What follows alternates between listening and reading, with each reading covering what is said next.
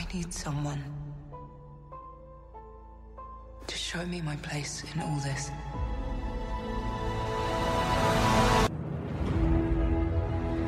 Nothing will stand in our way. I find your lack of faith disturbing.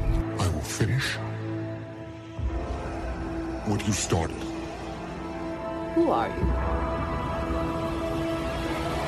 I'm no one. There are stories about what happened.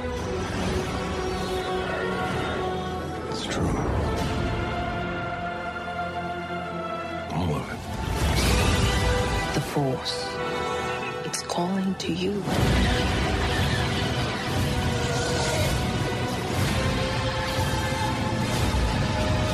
May the Force be with us. My nerd world. Just let it in. Ojaba. Why does she get a blaster and I don't? Ojaba.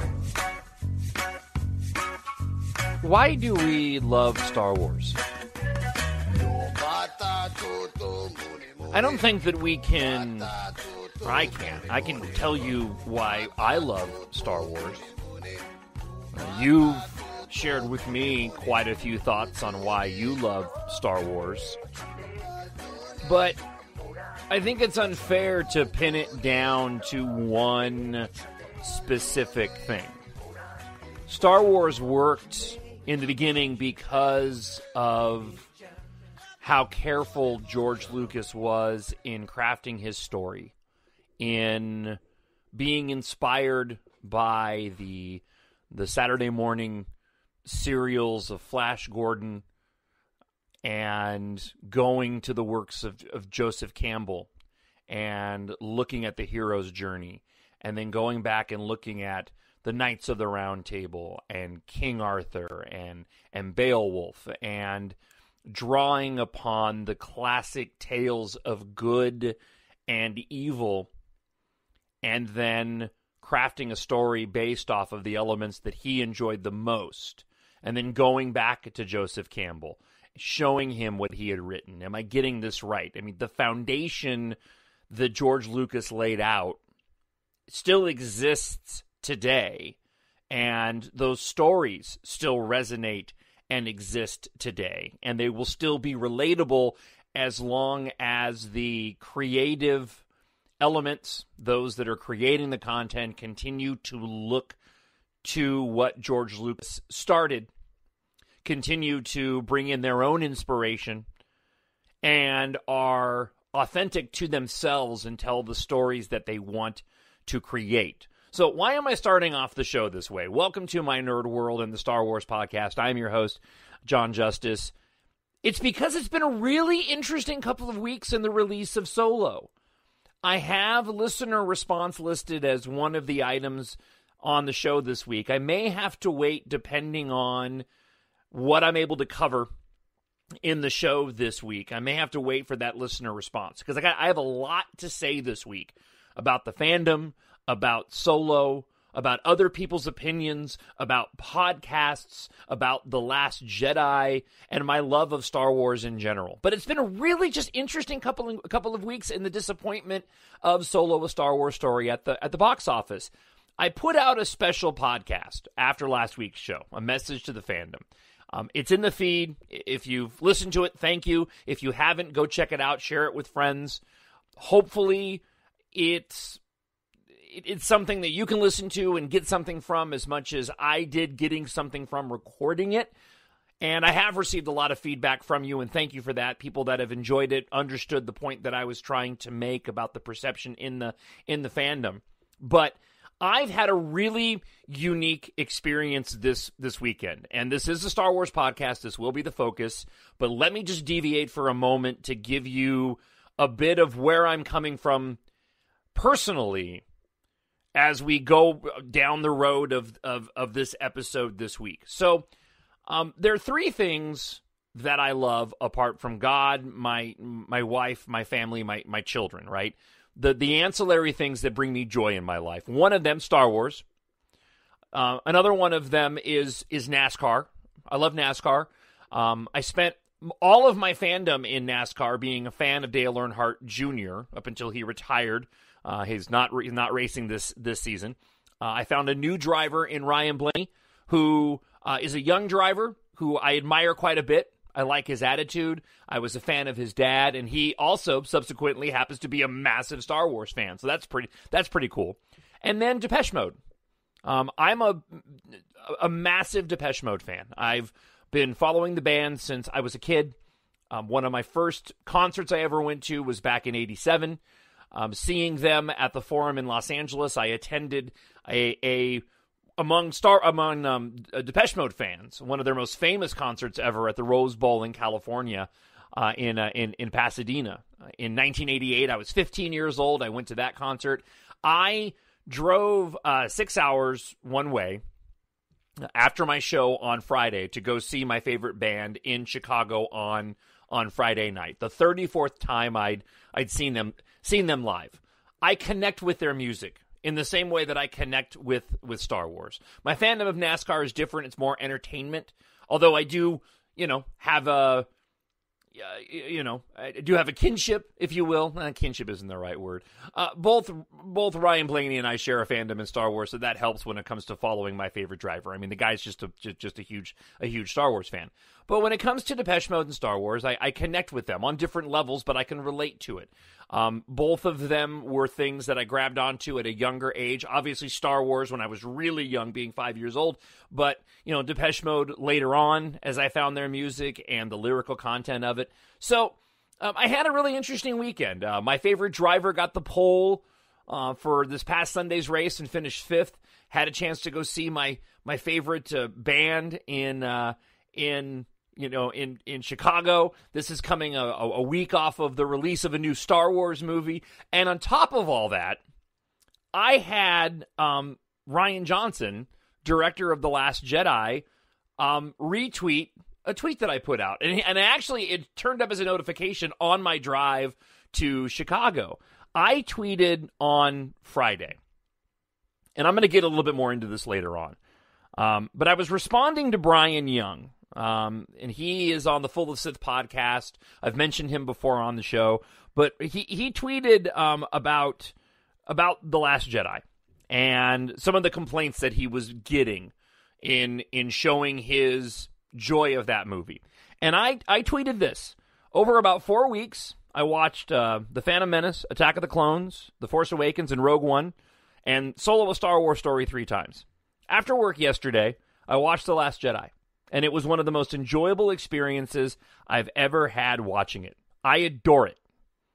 At Rian Johnson, Rian Johnson's attention to detail shines through every word and frame.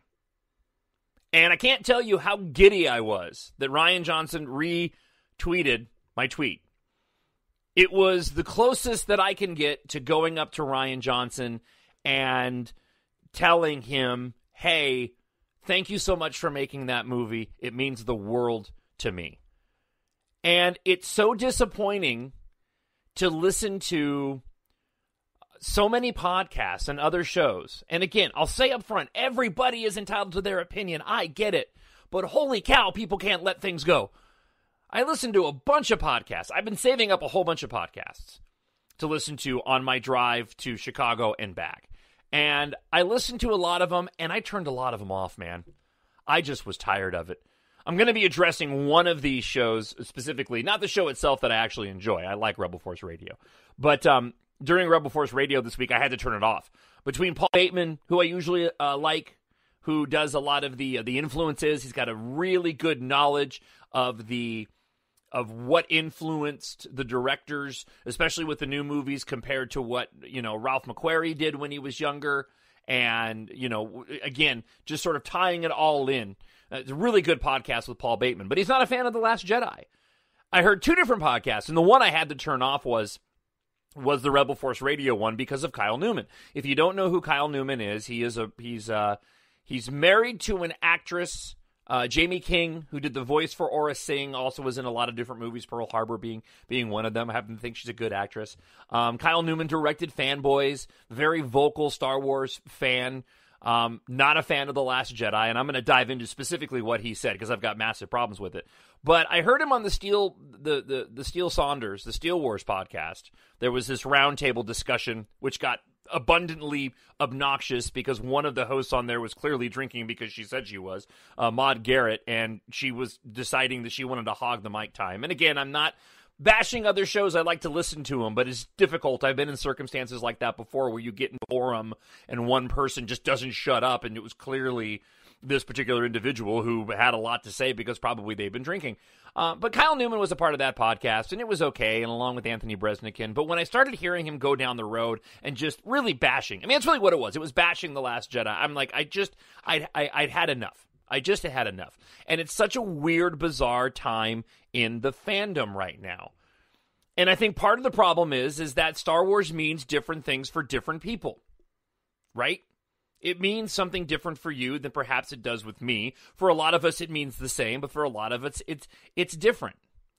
And to talk about why we love Star Wars, you can't pin it down to one thing because of that reason.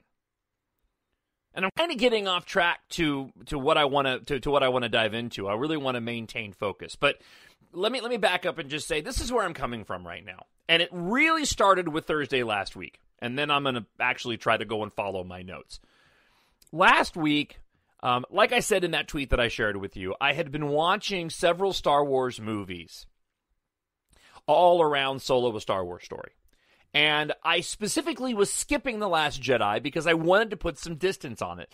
I'd watched it several times since its release on digital and Blu-ray. It'd been about probably, 3 weeks or so, maybe 4 weeks. I hadn't watched it in a while, and I was saving it. I was saving it for an opportunity when I knew I could sit down and just watch it, not have to stop it, and I could get it all in one sitting. And that brought me to last Thursday. So again, I'd been watching some prequels, Attack of the Clones, The Phantom Menace. I had watched a majority of Revenge of the Sith about a week prior. After I saw Solo: A Star Wars Story, I had also been saving Rogue One because I'm like, this will be a good way to sort of go home and watch some Star Wars that's in close relation, being in the timeline. Rogue One's the next movie, and again, I had a really enjoyable experience watching it. But I sat down and I watched The Last Jedi on Thursday. And I'm not kidding. It was one of the most enjoyable experiences I'd had seeing that movie. And I don't even know how many times I've seen it right now. I know I saw it, I think, close to 12 in the theater. And, I've watched it maybe 10, maybe between 6 and 10 times at home. But having watched those other films and having watched Solo, which I enjoyed quite a bit, and I'm looking forward to getting back out in the theater again, sitting down and watching The Last Jedi and just watching it, I put my phone away, I put my iPod away, and I just acted like I was in the theater. And I was talking to the guy that I do my weekly radio show with, Drew, and he mentioned the difference between watching a movie in a movie theater and watching it at home. And I've talked about this before on the show. There is a difference. To get that movie-going experience at home, you do have to put away all the distractions. You've got to carve out time and then just watch. And it is a very different movie experience if you don't do that, because in the movie theater you're there, you're stuck, you're captivated, it's there on the screen, you watch it and you just let it wash over you. And to me, The Last Jedi is the kind of movie that requires that type of viewing. So that's what I did. I put my iPhone, my iPad away, just sat down in my comfy chair and just let the movie roll. And I loved every minute of it. I had no problems with it. At no point was I bored. I loved the Canto Bight sequence. I loved watching the Fathiers. I got wrapped up in the story and Kylo Ren and Rey and watching this whole thing play out. And I just sat back and went, man, that is such a great movie. It really is such a great movie. It is so disappointing that so many individuals just have such a hard time with that movie. I don't understand. And I could continue to speculate, and even when I listen to individuals, and again, I'm focusing on Kyle Newman because there's just a specific thing that I need to address, but even when I hear their rationale, it doesn't make any sense to me. His reason for not liking that movie makes no sense to me whatsoever. And I just don't get it. And what I find really interesting is the fact that when it comes to the Marvel Cinematic Universe, those movies, Star Wars doesn't get the free pass that the Marvel Cinematic Universe does. You watch a Marvel Cinematic Universe movie, and they're all enjoyable in some way, shape, or form. Some do better than others. I mean, you look at Solo. Solo still did better than Doctor Strange and Ant-Man. And Solo has been getting relative praise. It hasn't been getting the heaping amounts of criticism that The Last Jedi has, even though The Last Jedi made a ton of money, which again just goes to show how it's a minority that is upset about that movie because it wouldn't have continued to make the money that it did if it had been as horrible as so many individuals said that it was. And yet, Solo doesn't make as much money as Rogue One, and suddenly now you've got, I was going to call them names, but I'll refrain. You've got people out there talking about how Kathleen Kennedy needs to be removed. And you've got people on Collider Jedi Council going off about how they need to cancel the Boba Fett movie or the Obi-Wan movie or Rian Johnson's trilogy. It's like, where do you get off saying that? Why is it Star Wars isn't given the same free pass? You don't own it. Why does the Marvel Cinematic Universe get a pass if the movies don't live up to the Avengers series movies or Captain America Civil War? That part of it, I think, specifically is coming from a portion of the fandom that grew up with this movie or grew up with these movies, and they are so tied into the nostalgia factor of it that if it doesn't feed the nostalgia that they so desperately desire, that they cannot help but criticize it and hate on it. That's just pure speculation on my part, but that's what it feels like. Like that feeling that they haven't been able to get from anything else in their life because they're so void of it. And I don't want to come off as too negative, and I know that I am, but it's just, I continue to try to understand it. And I avoid some Twitter battles that I've seen erupt over the weekend. And there were some bizarre Twitter battles that erupted over the weekend that I just don't understand, that I've seen pop up. And I really have gone out of my way to avoid those Twitter battles. Because I could go and defend certain individuals or defend the movie, and I just think, you know what, John, let's just stay back. Let's not get yourself involved and go down that rabbit hole, because I don't want it to take away from my joy of these movies, and certainly not my joy of the Last Jedi. All right, so that's your really long, 18-minute intro to the show. Let me get down through my list of items that I want to get through before the end of today's show, including some audio of not only Rian Johnson, but Rian Johnson interviewing Larry Kasdan and Jon Kasdan.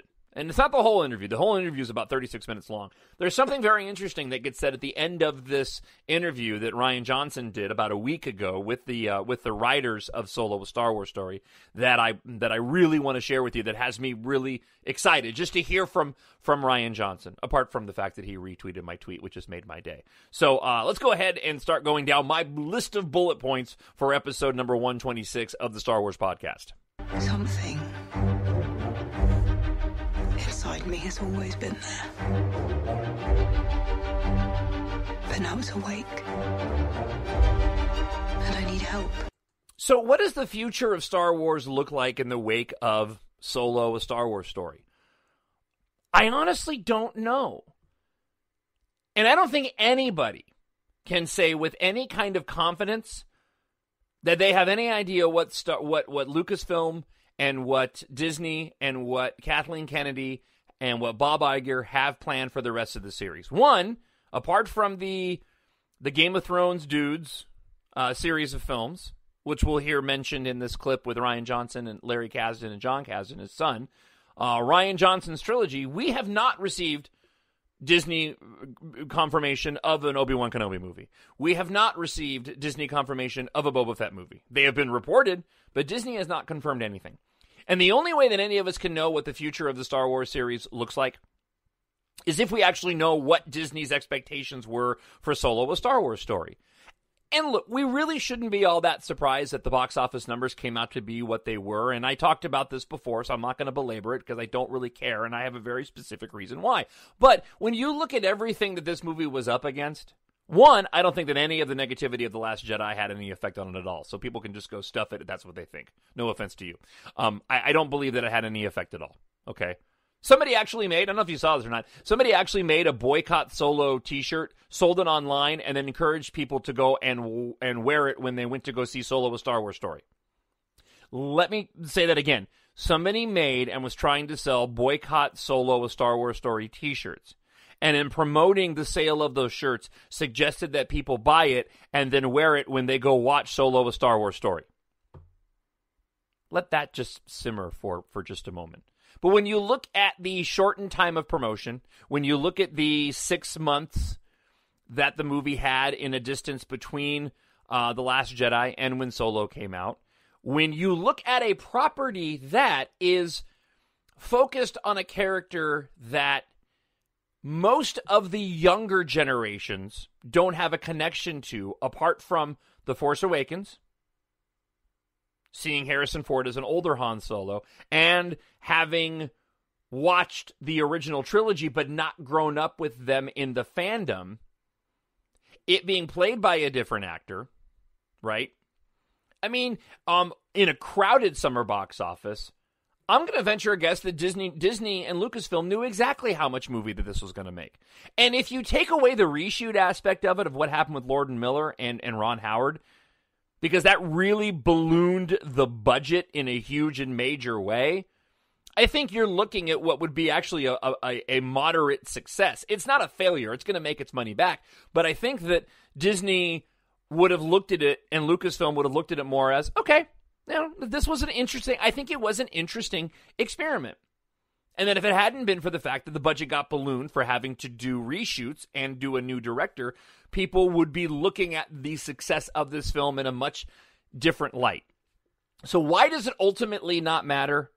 When you look at other franchises that make money, yet far less money than Star Wars does, I mean, look at any horror franchise, right? Look at the Alien franchise, which I happen to like. I mean, just list off any franchise films. Even the Marvel Cinematic Universe movies. Better yet, look at the DCEU. They're still continuing to make those movies. Star Wars is going to be around forever. And maybe my mentality towards the franchise, the genre, it's more of a genre now than is anything else. Maybe my mentality towards this genre is one that lends itself to not care as much. But if there was an announcement that after Episode 9 they were no longer going to make any Star Wars movies, okay, I'm good. I got a whole bunch that I could go back and revisit whenever I want.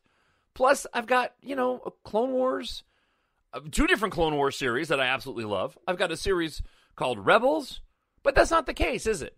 We know we're getting a whole bunch more movies. We know we're getting a Resistance cartoon.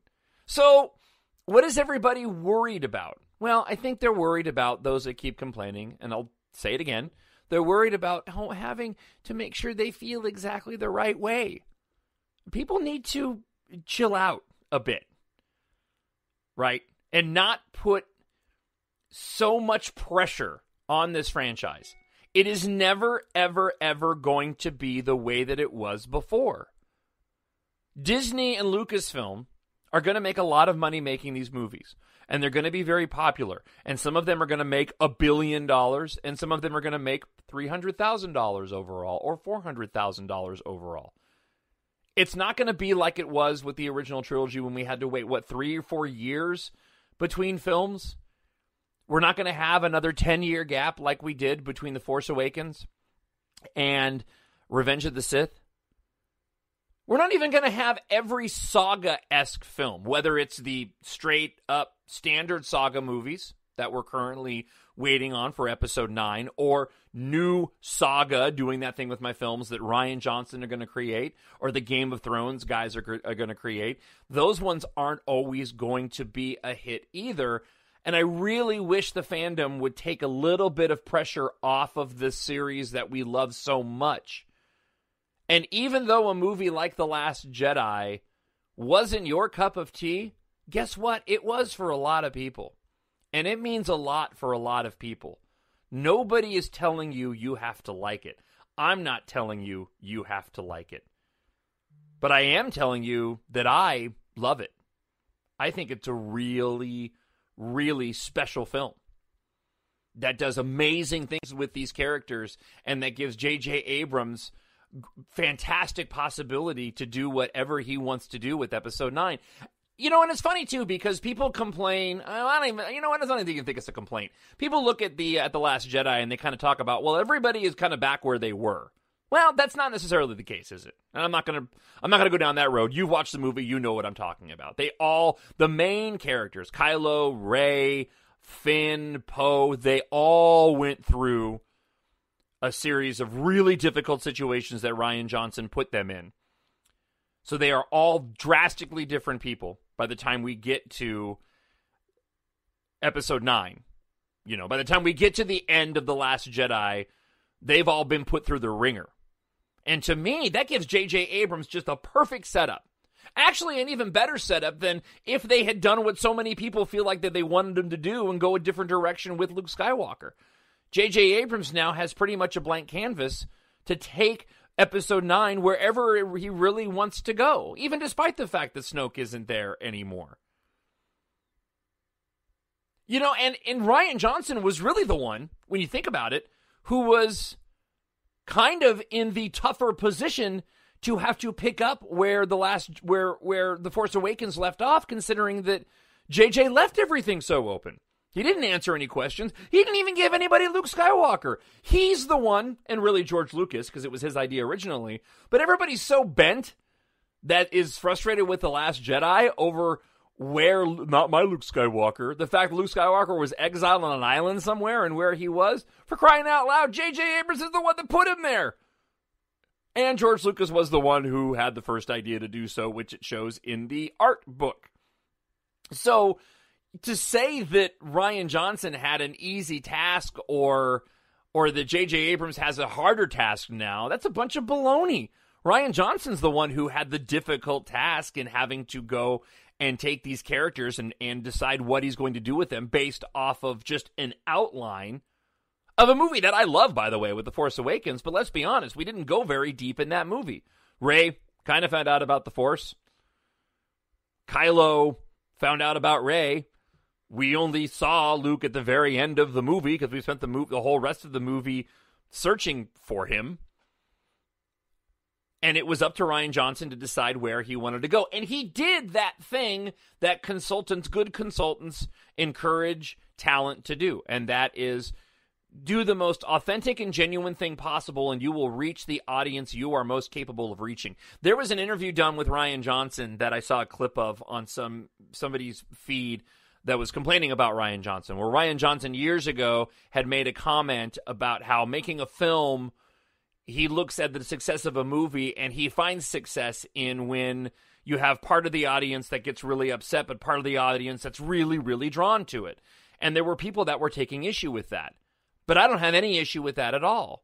Because for the people that complain about The Last Jedi and all of the myriad of complaints that they have, there's people like me and like a lot of you that sit back and go, man, that movie spoke to me. That movie resonated with me. And look, The Last Jedi resonates with me, and I get more fulfillment out of in a completely different, more profound way than I do The Force Awakens. And I love The Force Awakens. But watching those two movies back to back, The Force Awakens is the appetizer. Man, The Last Jedi is absolutely the meal. It's totally the meal. And you do wonder, just going back to Solo for just a minute, you do wonder when it comes to Solo: A Star Wars Story and the box office numbers, how much of that is also because people knew ahead of time that this movie wasn't going to be furthering the story in any way. I talked about how Rogue One overperformed. But I think Rogue One overperformed because people genuinely wanted to see the story of the Death Star plans being stolen. And that feeds right into A New Hope, and everybody knew that. So you have a curiosity there. Well, this is interesting. Here's the movie that started it all in A New Hope. And we get a direct prequel to that movie to find out how they ended up getting the Death Star plans in the first place. Yeah, man. And it's a war film. I'm on board. When it comes to Solo, a Star Wars story, I think a lot of people knew going into it that if they missed it and skipped it, that they weren't really going to miss anything. Very much in the same lines of why a lot of people aren't familiar with the Clone Wars cartoon series. Certainly not the Genndy Tartakovsky version, but not the one that, that we got, 8 seasons of? I had an email that we'll get to on next week's show asking about Darth Maul because they didn't... Spoiler alert, by the way. Sorry about that. I'm assuming you've seen Solo by now. But they were asking about Darth Maul and how, he could pop up in Solo, a Star Wars story because they thought they died in The Phantom Menace because they hadn't watched the Clone Wars or Rebels. And so there's a segment of the population out there that loves Star Wars, likes Star Wars, but also doesn't see the need to go and seek out these other parts of the franchise because it doesn't really further anything that they haven't seen already. Now, we all know that it does, but they're not cinematic movies, so people don't see the tie-in. I think a lot of people saw in Solo that if they didn't see it, especially if they'd spent a lot of money already on Deadpool or Infinity War or Black Panther multiple times, that they weren't going to be missing out on anything. And to a certain extent, it's true. Except for a really, really fun, exciting movie, right? They absolutely went in and missed out. They totally missed out on that. So let me get back to the Last Jedi here real quick.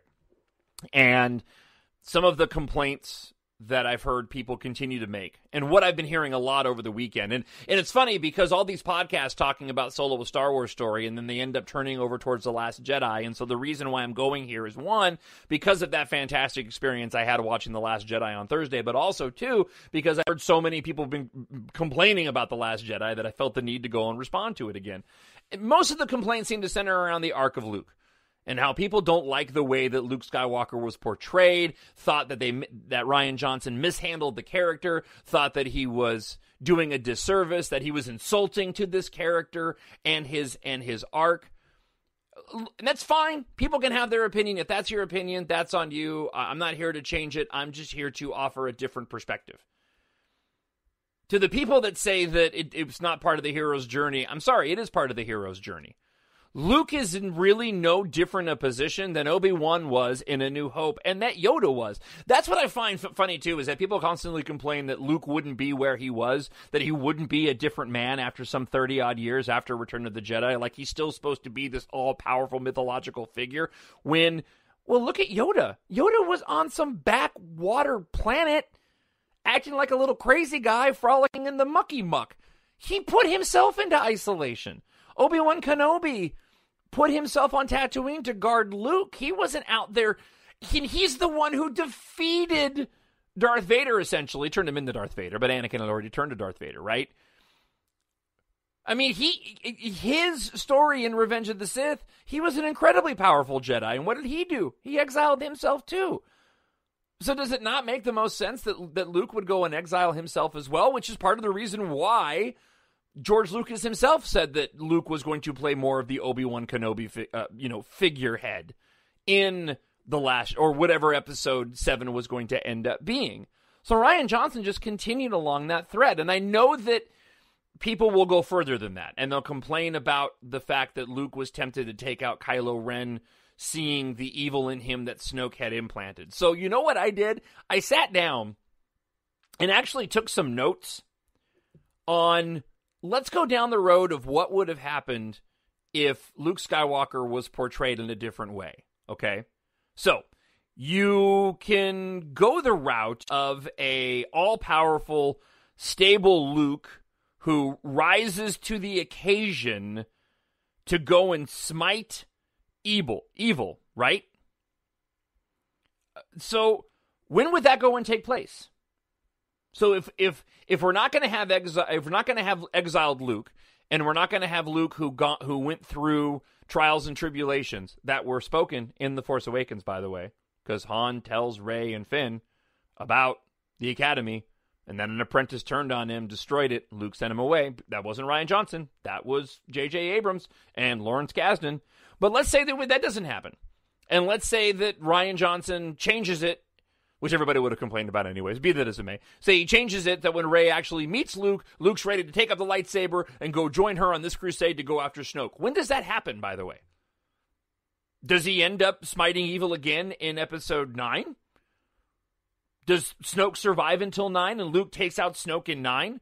Would that not just be a rehash of what we saw in episode 6?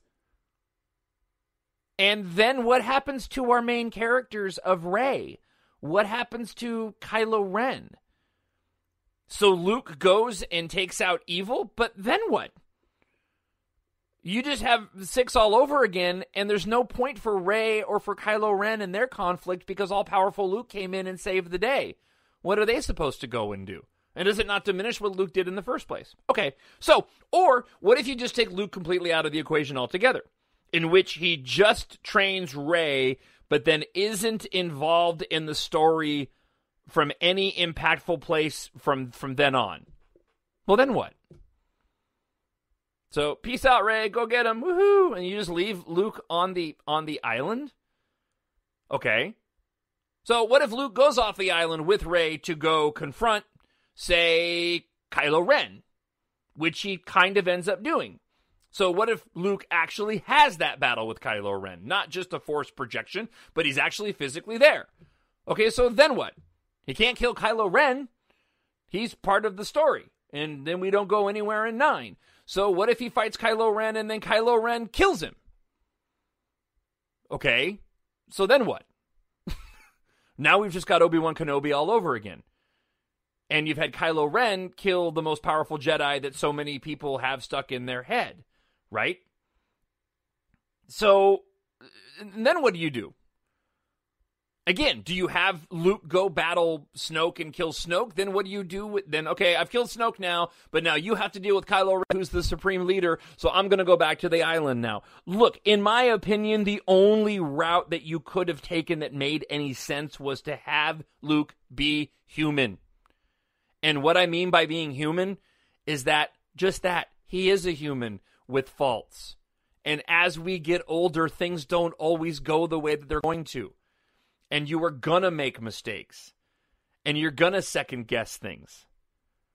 Not to mention the fact that in the original trilogy, look at Luke's actions. Luke bailed on his training on Dagobah in The Empire Strikes Back. Why? Because he couldn't handle a vision of his friends being hurt. So he decided that he was going to go and abandon his training to go and help them out. You see time and time again Luke doing the very thing that he ends up doing in The Last Jedi, right? He is imperfect.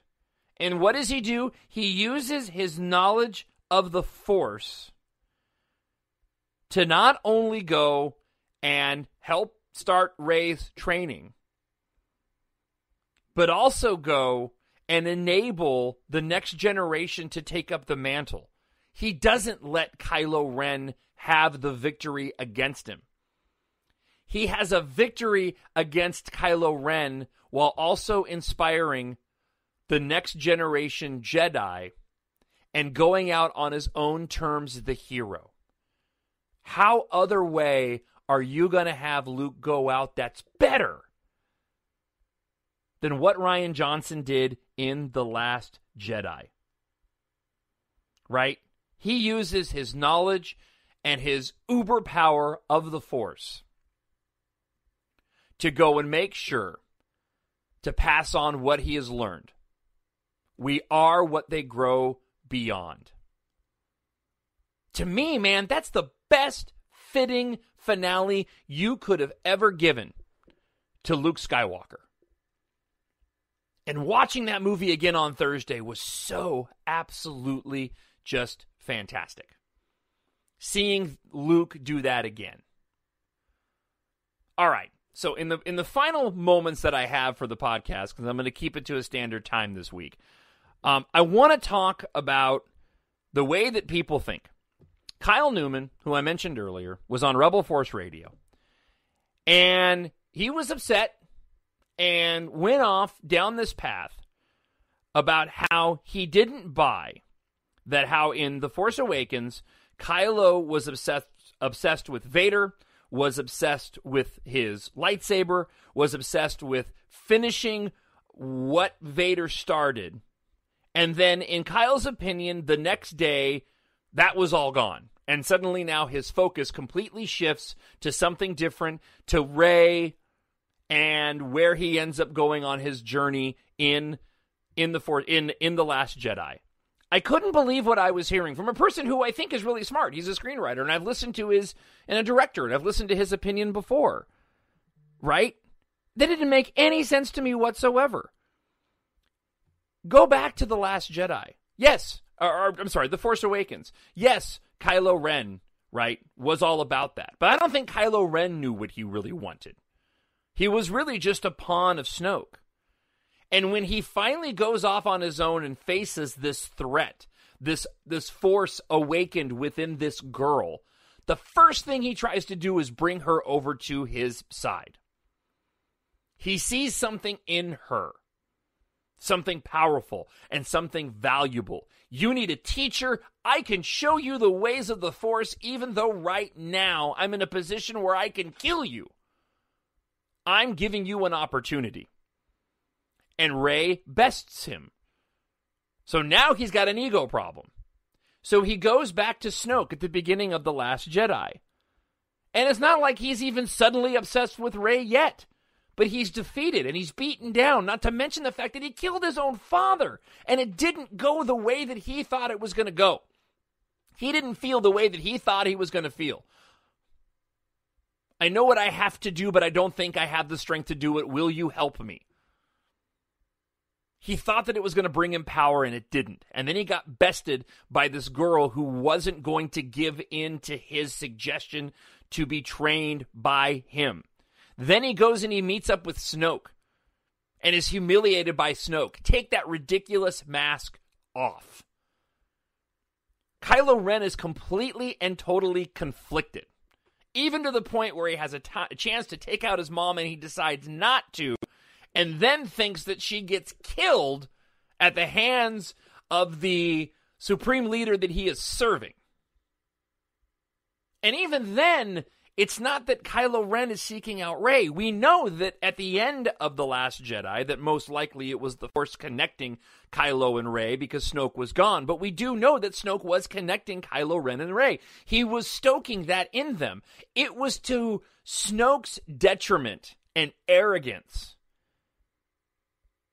that he used Kylo to try to get to Luke Skywalker and to Rey. Because remember, he thought that that Kylo would end up bringing Luke back, and he didn't. He brought Rey back. And it was Snoke's mistake to force connect those two, not realizing how strong it was going to be. Yeah, she took the bait, but Snoke underestimated his own view of Kylo Ren, knowing that he was conflicted. And he ended up paying the ultimate price for it. You know, I just, that storytelling is amazing. And to hear people see that and then get it so twisted, as if to say that prior in The Force Awakens, Kylo Ren had a completely different motivation, and then overnight that motivation changed. That wasn't the case at all. Rian Johnson was a master at storytelling to get Kylo Ren to where he was and becoming the supreme leader and setting the stage for J.J. Abrams in Episode 9. By the way, one more quick point. Star Wars doesn't belong to the older of us. It doesn't belong to any of us, really, right? It belongs to the storytellers, and we're just there to take these in. But even beyond that, it really belongs to those next generation of individuals. Was talking to our producer, Samantha, who just turned 23 over the weekend. She saw Solo, a Star Wars story, and loved it. Said that The Last Jedi was one of her favorite movies that she's ever seen. That's where these movies are being made and who these movies are being made for. To all those that are stuck on nostalgia, you need to let it go. Let the past die. Kill it. If you have to. That's the only way to become what you were meant to be. It's shows like this week's why I do this podcast, and I can't thank you enough for, again, taking the time to download it and to listen. It's really cathartic for me. I love Star Wars so much, and this probably comes off like more of a defense than I had intended. I'd like to say that I don't care what other people think, and generally speaking, I don't, but it is tough when you hear people who you normally respect within the fandom who go after that thing you love so much. And it inspires me to want to go and address it, right? And that is really kind of a roundabout way of saying defending it. But it makes me and encourages me to want to express my fandom more, because I really am so appreciative of the creative element in Star Wars and what these individuals create and how much joy it brings me and it brings my life. And again, I also know that it's not the end of the world if it doesn't always hit the mark, right? It doesn't. Return of the Jedi, mentioned it many times. That movie doesn't really hit the mark for me. It's really not ever been that much of a go-to movie for me, because there's a lot of things in it that I don't particularly, find all that entertaining. I'll watch it, and I'll still enjoy watching it, but there's a lot of aspects of it that I kind of go, meh, to. But it's still on my list of Star Wars movies, and there's a lot of things about it that I love that'll override my displeasure with it. I can't say that about The Last Jedi. I really can't. I've grown to really just adore that movie, and hearing what I'm about to play for you before we wrap up the show this week gets me excited, because there's a lot of voices out there that are talking about canceling this Rian Johnson trilogy and talking about how Solo didn't perform and they should do this and that Rian Johnson is toxic. No, man, I think Rian Johnson has something very special that he can contribute. I'll comment on what he has to say here. It's about 4 minutes, but it's really, really fascinating to hear him talk about where his head is at in creating this new trilogy. So again, this is Larry Kasdan and Jon Kasdan being interviewed by Rian Johnson about Solo: A Star Wars Story. And right at the end, they kind of get into this place of talking about the fandom and reactions to films, and then they get into sort of the future of the Star Wars movies. So here you go. My nerd world. I know what you're saying. I feel like I understand what you're saying, maybe for the first time after having gone through. But are you eager to do another one? Yeah, I can't wait. I cannot wait to get back in. What do you want to see?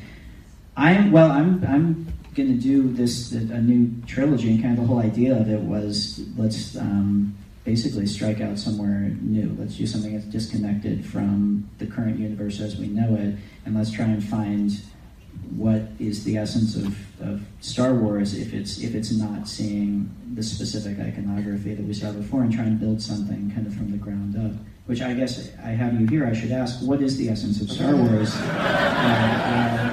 I can save a lot of time and energy. Well, I think it's really evolving as more and more people get their hands in there, and you had a big effect on it. And I think we made a movie with no lightsabers and no force. That's a different thing, which for me is a good thing. But I've done so much work with the lightsabers and the force. It was obviously a relief for me to, and I'm interested in, it can be anything. I want to see yours. That's what I'm interested in. Yeah, I feel the same way.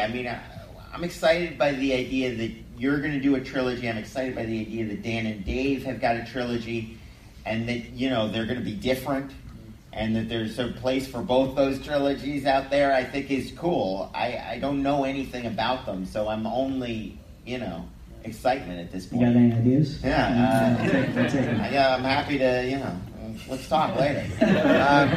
No, but in terms of our relationship to this, it's tricky because you do sort of see, we left the movie open to possibility here for Kira, and for, to put Darth Maul in the movie in that way is really to sort of lay in something that you sort of hope that somebody wants to pay off, But whether or not they come out of this feeling that they do, that's a question for more powerful minds than mine, Why don't we? We got one. Oh yes, I'm sorry I missed you before. Right here. You shot first, Greedo or on? Here's the man desk. It's a great. All right, so we'll go ahead and we'll stop it there. There's about a minute left as they get into it, but that was the part of it that I really wanted to share with you. And that, to me, seems... We kind of already knew this, but to hear Rian Johnson talk about... And this is what gets me excited, is talking about creating a new trilogy, apart from the saga films, that really carries on the essence of what Star Wars is. That's where I really feel that the future of the franchise rests. I'm fine with seeing spin-off movies, and I liked Solo: A Star Wars Story, and if James Mangold is doing a Boba Fett movie, great. If somebody is going to make an Obi-Wan Kenobi movie, then great. But to me, the thing that really makes Star Wars special is the essence of Star Wars, and that is the storytelling, the trilogy aspect of it, and watching an arc and the arcs of characters, not just in one movie, but through many, and giving us as fans the ability to speculate on where everything is going. Solo: A Star Wars Story, without having it add anything of depth to the mythology apart from the background of characters that we know and love, we don't really get to speculate much on Darth Maul or Kira, because one, we don't know if we're going to get any more Kira, at least in the films. I'm sure we'll get comics and books. We know what happens with Darth Maul, and for those that think that Rebels is suddenly not going to become canon, you're crazy. We could perhaps get a Darth Maul story, but I don't think it's going to be attached to Obi-Wan, because that story, again, was told in Rebels. And so there's not really a whole lot to go in terms of speculation. And to me, the love of Star Wars is the fandom and the community, even for as toxic as it can be. So Rian Johnson going and essentially adhering to, and I said this podcasts ago, many, many podcasts ago, that Star Wars needs somebody like a George Lucas within their ranks to create something new and fresh. And I do firmly believe that Rian Johnson is that person, based off of what he did with The Last Jedi and how he gets Star Wars, in my view, and the way he is with characters and stories and connections with people. When you look at Kylo Ren and Ben Solo, he is the guy for me. And now, just based off of what he said, all I needed to hear was the essence of Star Wars. Rian Johnson will absolutely tap into that, in my opinion. And to me, that's the future of the Star Wars franchise. Solo: A Star Wars Story is fun. It's not the future, though. The future are further tales. Whether we go back in the timeline, pre-Phantom Menace, a millennia before, or whether we shoot out somewhere in the current timeline to tell a different story in the Star Wars universe with a group of characters, villains, protagonists, and heroes that we've never met before. But then we get to watch it play out over a 3-movie trilogy. To me, that's where the future of the franchise rests. It doesn't rest, and the future isn't going to be decided based off of one particular movie that was $70 million short of the expectation of where people thought that it was supposed to be. People thought it was supposed to be. Not what Disney and Lucasfilm thought it was supposed to be. Because we don't really know what they thought or what their expectations were. Thanks again so much for checking out the show. Like I said, this is here to express my fandom. Sometimes it feels like I'm defending. I don't care. I just hope that you enjoy it, especially these shows where I kind of go off rambling just to kind of get it all out there. So it's Star Wars Verbal Vomit, and I'm glad you're here for the ride. You can check it out on YouTube, Spreaker, Stitcher, iTunes, Podbean. Drop me an email, talkshownerd@gmail.com. And, of course, leave a comment on YouTube. Next week, we'll do a bunch of listener feedback. Since I didn't get a chance to really get to any of it this week. Thank you, though, for all the responses. The majority of you said you love Solo, and that's really cool, because I loved it too, and I'm looking forward to getting out into the theater this week again to check it out. Until then, have yourself a fantastic week. Bye. The Force will be with you, always. My Nerd World.